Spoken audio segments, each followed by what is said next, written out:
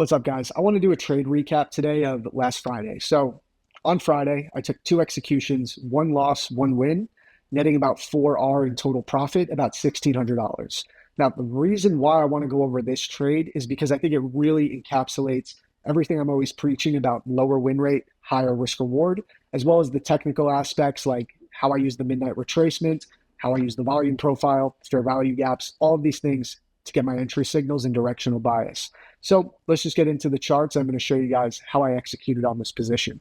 All right, so getting into the price action here, we're going to start on the hourly time frame just to help gauge our bias for the day and mark out some key zones. So this is NASDAQ. We're in the replay mode, and I have it set here for 8 a.m. So regular trading hour is New York session on Friday. Now, this is the long that I took, netting about 5R total. But like I explained before, I did take one loss before catching my win. So we're going to get into all of that in a moment. But first off, what are some key reference points that we can be looking at on the higher time frame here?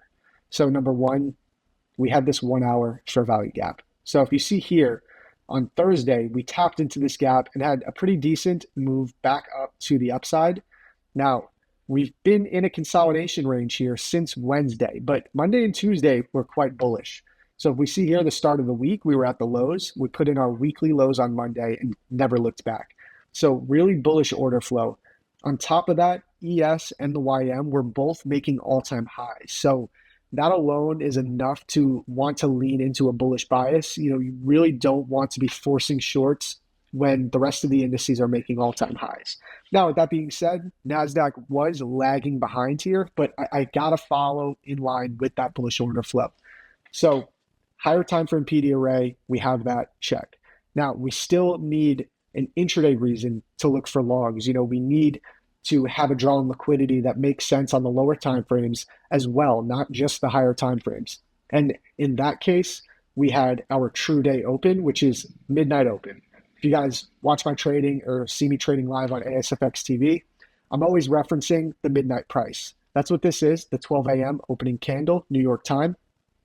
What we know about the midnight price is that there is roughly a 70% chance that the market is going to want to trade back into that true day open 70% of the time. So when we're at the start of the session, if we are way below midnight, like we are in this case, I could be looking at this that I am in a discount of the daily trading range. So really important. So we have a ton of things that make sense for us to want to look for longs. My target was around midnight price. I really wanted to see previous day's high, but I'll get into why we couldn't catch that later in the video. All right, so now that we have our higher time frame narrative set, we know we're looking for upside to retrace to that midnight open price. Again, higher time frame, ES and YM are both making all-time highs. We don't want to fade that order flow. Most of the week has been bullish. We've been in a bit of a consolidation, but we are still respecting higher time frame bullish PD arrays. In this case, this 1 hour fair value gap.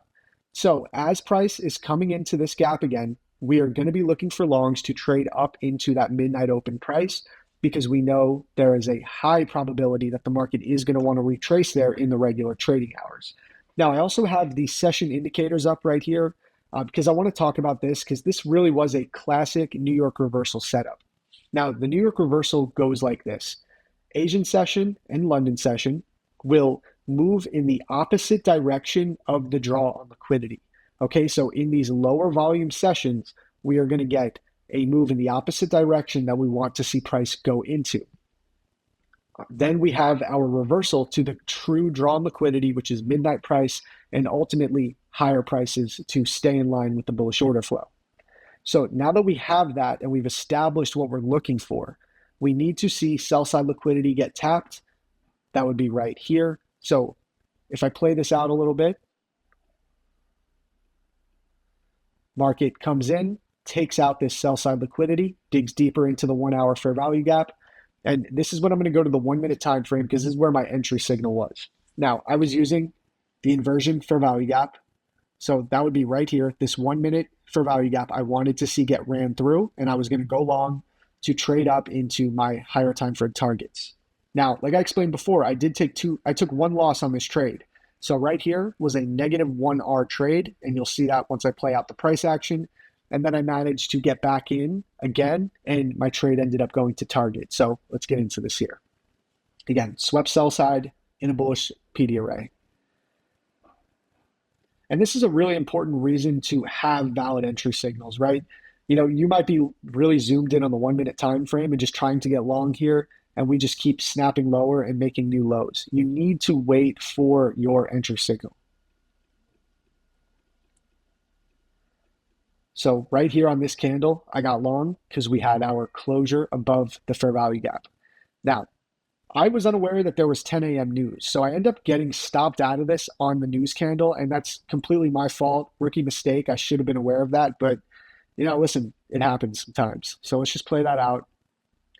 This is our 10 a.m. candle.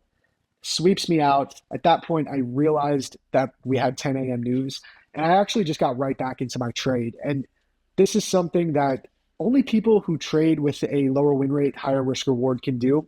This loss, it really means absolutely nothing to me. My loss for 25 points means nothing when I know that my wins are going to be 100 plus points. It's just the way I operate. I am comfortable with taking those small paper cuts and then really knowing how to maximize my winning trades. So I ended up getting right back into the trade. Analysis is still valid. Market is still bullish. We're still respecting this fair value gap. There's no reason for me to flip bearish just because I got stopped out. I had conviction in my draw and liquidity and the narrative at play. So at that point, we're going to let this action play out. Now, somewhere in here, I added into my position. That's another thing I like to do. I like to scale into my winners. And I'm going to show screenshots in a moment of the execution labels that I have through Tradeovate, just so you can see that I did take this trade. This is not hindsight, and I did add in. I took one loss first, and then got my winning trade. But at that point, I just moved my stops to break even, which my average entry moved up somewhere around here, I think around 380. So once my average entry moves up, I'm scaled into the trade. Stops are at break even. And that's another reason why I love scaling in, because it increases my R multiple without ever increasing my risk. Because I only scale into winning trades where I am comfortable enough that I could move my stop loss up into profit or at least break even. That way, I am still only risking the initial 100 points. But once I'm in the winning trade, I have a lot more contracts on to make effectively double my R multiple when I'm in these winning trades. So let's play this price action out. Now, this trade was looking really good. We end up tapping into midnight. So most of the time, I'm taking my profits at midnight. But with ES and YM both making all-time highs, I really felt strongly that we were going to come up all the way into previous day's high. So my original target was actually all the way up here. Now, I didn't get that far up, and I'm going to explain why. So I need to go to the 5 minute here to kind of show how this price action played out, because at this point, somewhere around 10:30 or 11 o'clock, I actually needed to step off the desk. So at this point, my stops are at break even. It's a risk-free trade. I'm just trying to hold out for my target, which when you're trading with higher risk reward, you need to be comfortable sitting in chop. If you're sitting in a choppy market, but you're in profit and you have higher targets, you need to be comfortable doing that, because that increased R multiple is going to pay for those smaller losses earlier in the trading session. So if we just play this out, this is where the previous day's point of control comes in. Now, the previous day's point of control can act as a line in the sand for me, where I don't want to see price break below the previous day's point of control. Now, the way I'm gauging that is a 5 minute candle closure. So it can wick lower like it did here, but as long as we don't get a closure below the previous day's point of control, the trade is still 100% valid for me. And let me just show you here in the overnight session how well this level gets respected. And this is every day. I mean, this is a really one of the most important levels in my trading. See here, we break below the previous day's point of control, retest it, break lower. Consolidate, break above the previous day's point of control, break lower. Finally, get a strong break above that point of control, and now we're coming back to retest it. So with that context, I don't want to see us break back below. That would probably invalidate the idea. So let's play some of this action out. Now, the rest of the day was extremely choppy. If I was at the desk, I probably would have closed this trade somewhere here or here. I would have trailed the stop, but I just couldn't manage the position. I was off the desk, so I just had to let it play out. So once again, 1, 2 taps, we never get a closure. Look how well price respects this level. I think we get our last tap at the level here, and once again, we do not get a closure, and we get a strong push up immediately after testing the level again. Now, finally, I was back at the desk around here. Okay, and as soon as we took out these highs, I ended up closing the trade. My execution was somewhere around here, I believe. And you'll see that in the screenshot of the labels. But yeah, that was my trade. So we didn't manage to get the full 6R position, but I managed to get about 5R. I closed my trade up here. So yeah, I must have actually held it a little longer. Yeah, right there. I closed right here for about 5R. Now again, 1 loss for negative 1R. And then I call it a 5R winning trade, netting 4R total profit. That's how I trade with a lower win rate, higher risk reward, and how I execute on the trading system. So thanks, guys. Catch you later.